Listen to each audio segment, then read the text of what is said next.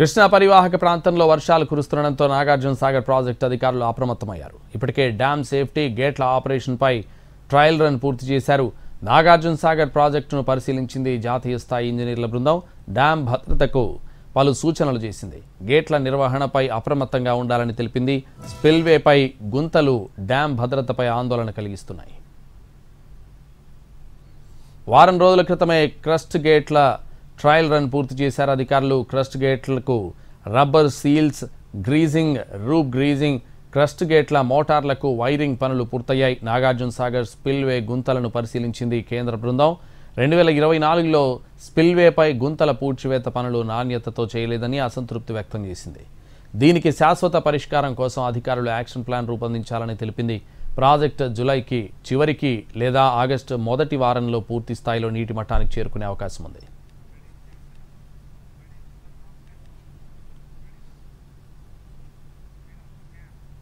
ఇక దీనికి సంబంధించిన మరింత సమాచారం మా ప్రతినిధి విజయ్ భాస్కర్ అందిస్తారు. పరివాహక ప్రాంతంలో గత కొద్ది రోజుల నుంచి కూడా వర్షాలు కురుస్తున్నాయి. ఈ నేపథ్యంలోనే ఎగున ఉన్న ప్రాజెక్టులకు వరద నీరు వచ్చి చేరుతుంది. ఈ నేపథ్యంలోనే నాగార్జున సాగర్ ప్రాజెక్టు అధికారులు కూడా అప్రమత్తమయ్యారు. గేట్లన్నీ కూడా మరమ్మతులు చేసిన పరిస్థితి ఉంది. ప్రతి వానాకాలం సీజన్ ప్రారంభం కావడానికి ముందే నాగార్జున సాగర్ ప్రాజెక్టుకు సంబంధించి క్రస్ట్ గేట్లను మరోసారి ప్రతి ఏడాది మరమ్మతులు చేస్తారు. అందులో భాగంగానే ఈ ఏడాది కూడా కొద్ది రోజుల క్రితమే మరమ్మతుల ప్రక్రియ పూర్తి చేశారు. 26 క్రస్ట్ గేట్లకు సంబంధించి పూర్తిగా మరమ్మతుల ప్రక్రియ అయితే పూర్తయింది. క్రస్ట్ గేట్లకు సంబంధించి రబ్బర్ సీల్తో పాటు రోపులకు సంబంధించి గ్రీజింగ్, మోటార్ల సర్వీసింగ్ అంతా ప్రక్రియ అంతా కూడా పూర్తి చేశారు. అన్ని క్రస్ట్ గేట్లు అన్నింటినీ కూడా ఒకసారి ట్రయల్ రన్ చేసిన పరిస్థితి కూడా ఉంది. 546 అడుగులకు నాగార్జున సాగర్ నీటి మట్టం కనుక చేరుకుంటే రేడియల్ క్రస్ట్ గేట్లకు నీరు తాకే అవకాశం అయితే ఉంటుంది. ప్రస్తుతం నాగార్జున సాగర్ ప్రాజెక్టులో 514 అడుగుల నీటి మట్టం ఉంది. 139 టీఎంసీల నీరు మాత్రమే ఉంది. ఎగువన ఉన్న ప్రాజెక్టులకు భారీగా వరద నీరు వచ్చి చేరుతున్న నేపథ్యంలో ప్రాజెక్టు అధికారులు కూడా అప్రమత్తమయ్యారు. ప్రతి ఏడాది గేట్ల మరమ్మతుకు సంబంధించి పనులు జరుగుతూ ఉంటాయి.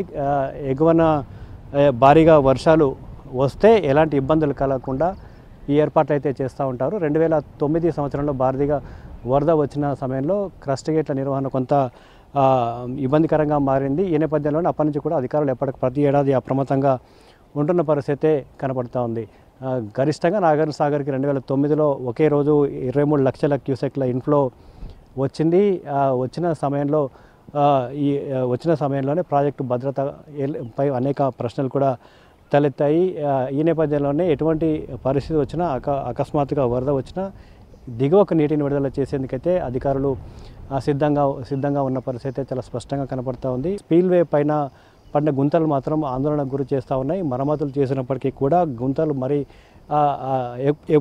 మరోసారి ఏర్పడుతుండడంతో ప్రాజెక్టు అధికారులు ఆందోళన వ్యక్తం చేస్తున్న పరిస్థితి. దీనిపై సెంట్రల్ వాటర్ కమిషన్తో పాటు నేషనల్ డ్యామ్ సేఫ్టీ అధికారులు కేఆర్ఎంఈ కూడా అసంతృప్తి వ్యక్తం చేసింది. ఈ ఎందుకు మరమ్మతులు చేసినప్పటికీ కూడా ఎందుకు ఈ గుంతలు మళ్ళీ ఏర్పడుతున్నాయనే అంశానికి సంబంధించి దీనికి శాశ్వత పరిష్కారం కోసం ప్రయత్నాలు కూడా ముమ్మరం చేసినట్టు తెలుస్తుంది. దాదాపుగా 2024లో 20 సంవత్సరాల తర్వాత 2004లో మొదటిసారి నాగార్జున సాగర్ స్పిల్వే మరమ్మతు పనులు చేశారు. ₹1 కోట్ల వెచ్చించి నాగార్జున సాగర్ స్పిల్వే ఉన్న గుంతలను గుర్తించారు. దాదాపుగా 14 గుంతలను దానికి సంబంధించి గుర్తించి ఆ గుంతలన్నీ కూడా 1 మీటర్ నుండి దాదాపు 6 మీటర్ల వరకు గుంతలు పడినట్లుగా, అంటే స్పిల్వే అయినా కావచ్చు, బకెట్ పోర్షన్ వైపు ఉన్న గుంతలను గుర్తించిన దానికి సంబంధించి మరమ్మతులు కూడా చేయించారు. కానీ 2024లో మరమ్మతులు చేసినప్పటికీ కూడా 2025 నాగార్జున సాగర్ నీటి పూర్తిస్థాయి నిండుకుండలా మారడంతో దిగువకు నీటిని విడుదల చేశారు. నీటి విడుదల నిలిపేసిన తర్వాత మళ్ళీ ఆ గుంతలు అంతే స్థాయిలో మళ్ళీ కనిపించడంతో ప్రాజెక్టు నిర్వహణ పైన ఆ గుంతలు పూడ్చిన వ్యవహారం పైన కొంత అసంతృప్తి వ్యక్తమైంది.